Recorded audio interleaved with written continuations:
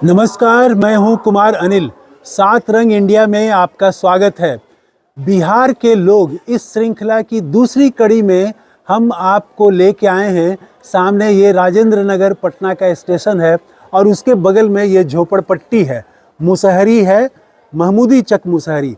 यहीं रहते हैं, इसी मुसहरी में झोपड़पट्टी में रहते हैं दलितों के लिए पिछले दशकों से संघर्ष करने वाले गजेंद्र माझी। आज उनसे हम बात करेंगे कि दलितों की क्या स्थिति है, दलितों की राजनीति किस तरह से चल रही है, पिछले दिनों दलितों का में क्या बदलाव आया और एक दलित नेता होने के नाते उनको सबसे ज़्यादा खुशी कब मिलती है, सबसे ज़्यादा दुख कब होता है। इन चीज़ों की हम चर्चा करेंगे।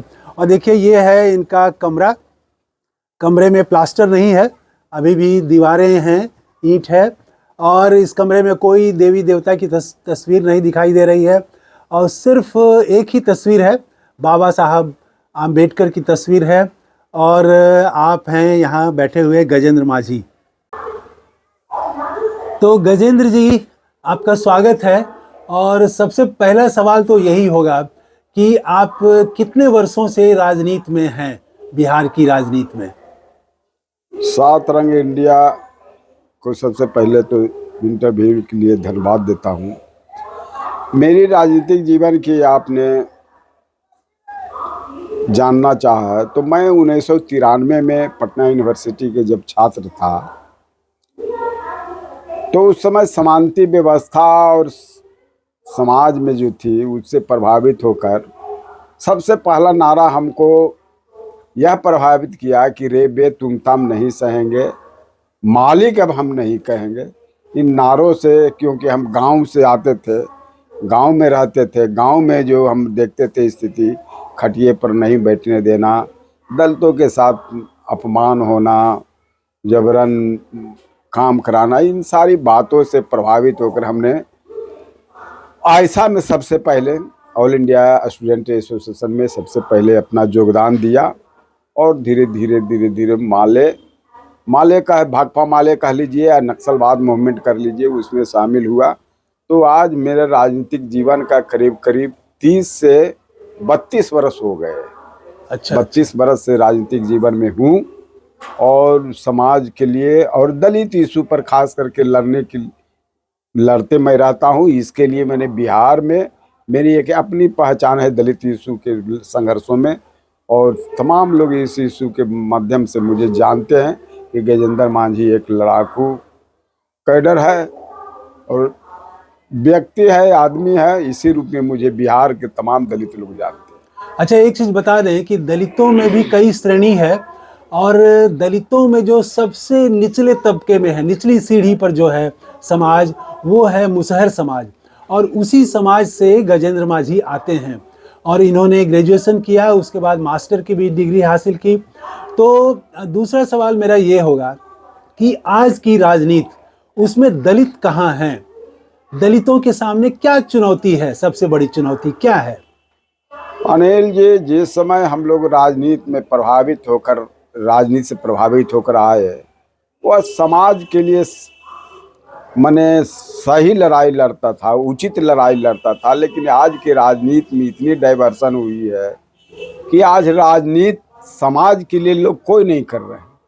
चाहे सत्ता के शीर्ष बड़े नेता हों या सत्ता के पॉलिटिकल पार्टियों के अंदर में चाहे दलित नेता हों या पिछड़ी या बैकवर्ड नेता हों, कोई भी समाज के लिए नहीं लड़ रहा है, बल्कि वो अपनी एडजस्टमेंट देखता है, विकास का एडजस्टमेंट देखता है। वो समझता है कि हमारी सेल्फ विकास कैसे होगी, समाज के विकास हो या ना हो, समाज पर से जुल्म अत्याचार हटे या ना हटे, इन बातों की उनकी चिंता नहीं है।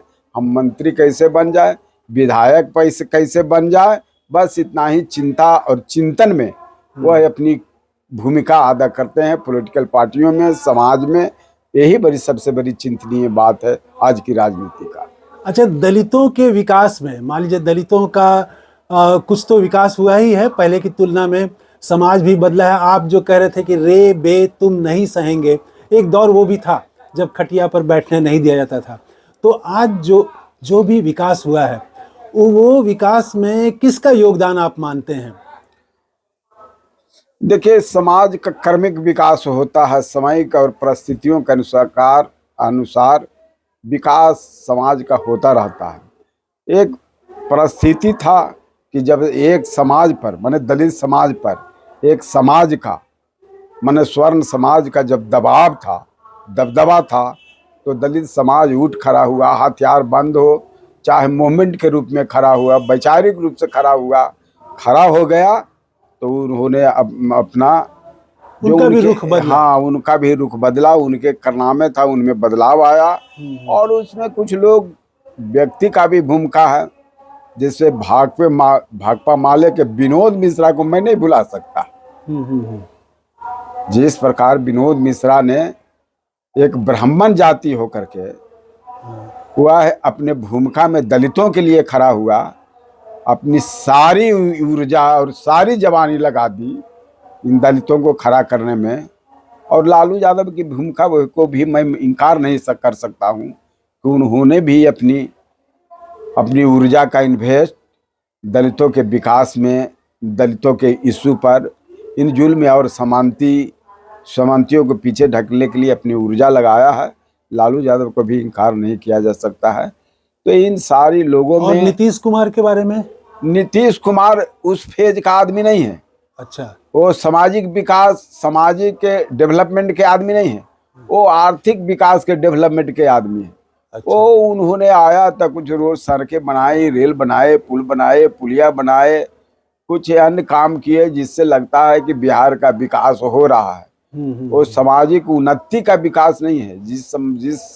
जिस कारणों से समाज दबा हुआ था, जिसमें लोकतंत्र नहीं था, जिसमें लोकतंत्र के मयाने नहीं था, उसके भूमिका में नहीं नीतीश कुमार रहे हैं। बिल्कुल। अच्छा, इसके बाद एक और सवाल ये है कि सबसे ज्यादा खुशी आपको कब होती है?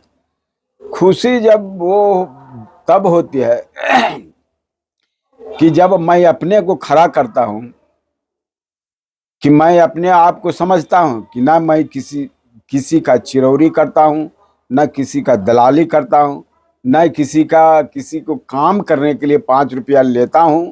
लेकिन आज के राजनीति में लोग इसीलिए राजनीति करते हैं कि कुछ लोगों से बार्गन कर लिया जाए, कुछ लोगों को ठग लिया जाए, कुछ लोगों के काम करने के लिए कुछ से पैसे झटक लिए जाए, और उसी में अपना नेतागिरी करने में वो अपने को नेता समझते हैं। मैं उसी जिंदगी भर राजनीतिक जीवन में अभी मैंने किसी को इस तरह की काम नहीं किया है। तो मैं समझता हूँ कि जिस समाज से हम आए हैं, जो मुसहर समाज, जो सबसे हाशिए पर है, सबसे पिछले पायदान पर है, और उस समाज में जब मैं अपने आप को ईमानदारी से एस्टैब्लिश रखा हूँ, तो मुझे वही स्वर्ण, जब मैं 50 गो के प्रणाम करता हूँ, सम्मान देता हूँ, तो 35 लोग मुझे भी सम्मान देता है, तो मुझे भी लगता है कि समाज आगे बढ़ रहा है। इसी में मुझे खुशी मिलती है। ये खुशी मिलती है कि आप अगर 50 को प्रणाम करते हैं तो 35 सवर्ण भी आपको प्रणाम करते हैं। हाँ। ये समाज में बदलाव भी आया है। और आपको खुशी होती है। हाँ, बदलाव हुआ है, समाज का बदलाव हुआ है, बदल रहा है समाज, और इसी में मेरी खुशी है। मुझे धन की जरूरत नहीं है, यही सम्मान की जरूरत थी। सम्मान की जरूरत है, सबसे बड़ा तो सम्मान ही है। अच्छा, ये बताइए कि सबसे ज्यादा दुख कब होता है? दुख होता है कि आज के राजनीतिक कार्यकर्ताओं को दलाली करते देखता हूँ, चिरौरी करते देखता हूँ, और नेताओं के इर्द गिर्द घूमते देखता हूँ, उनको पैर छूते देखता हूँ, तो लगता है कि आज की राजनीति में बहुत बड़ा डाइवर्सन हुआ है। ये राजनीति समाज के लिए नहीं है, ये राजनीति चापलूसों की राजनीति है। और चापलूसी राजनीति समाज के लिए कभी हो नहीं सकता है। या तो वहीं मर जाएगा जहां चापलूस के जरिए हम कुछ बनना चाहते हैं, तो अपने बन सकते हैं, लेकिन समाज के भला उससे नहीं हो सकता। बिल्कुल बिल्कुल। देखिए, गजेंद्र माझी जी दशकों से राजनीति में हैं, लेकिन ये चाहते तो ये भी, अगर गलत रास्ते पर जाते तो इनके पास भी बड़ा मकान होता, कार होती और सब सुविधाएं होती। लेकिन आज भी कहीं भी जुल्म अत्याचार होता है तो सबसे पहले पहुंचने वालों में से गजेंद्र मांझी हैं। तो ये हम जानना चाहेंगे, अंतिम सवाल ये होगा कि जो नई पीढ़ी है, आज के जो दलित युवा हैं, उन युवकों से आप क्या कहेंगे, क्या संदेश उनको देना चाहेंगे, कैसे राजनीति को देखें, समाज को देखें, क्या करें वो? हम युवा पीढ़ी से ही कहना चाहेंगे कि पहले राष्ट्र के प्रति चिंतन करें, समाज के प्रति चिंतन करें, और समाज पहले तो अपने को निर्णय करें कि हम समाज के लिए हैं कि अपने लिए।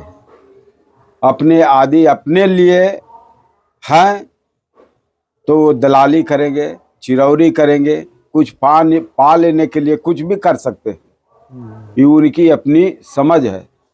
लेकिन यदि समाज और राष्ट्र और देश के लिए यदि वह अपने को किसी भी काम में समर्पित करते हैं तो इन चीज़ों को उनको तो छोड़ना होगा।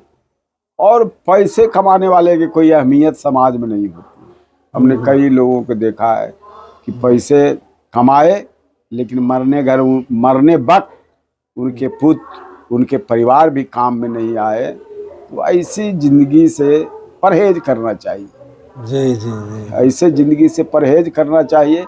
ज़िंदगी वही है कि मेरे पुत्र नहीं आए, मेरे बेटे नहीं आए, मेरे परिवार नहीं आए। यदि समाज के लिए हम जिंदगी जी रहे हैं तो समाज के 1000 लोग मेरे घर पहुंच जाए, वही असली जिंदगी। क्या बात है, क्या बात है कि जिंदगी का मतलब धन नहीं है, जिंदगी का मतलब है कि वो कमाना जो प्रतिष्ठा, हाँ। समाज में एक स्थान पाना। तो ये हैं गजेंद्र मांझी जी। और कैसा लगा आपको ये वीडियो, कमेंट करके ज़रूर बताइएगा। और बिहार के लोग, इस कड़ी में फिर हम अगली बार बात करेंगे, बिहार के किसी ऐसी ही शख्सियत से आपको मिलवाएंगे। तब तक के लिए इजाज़त दीजिए। थैंक यू, धन्यवाद, जय हिंद।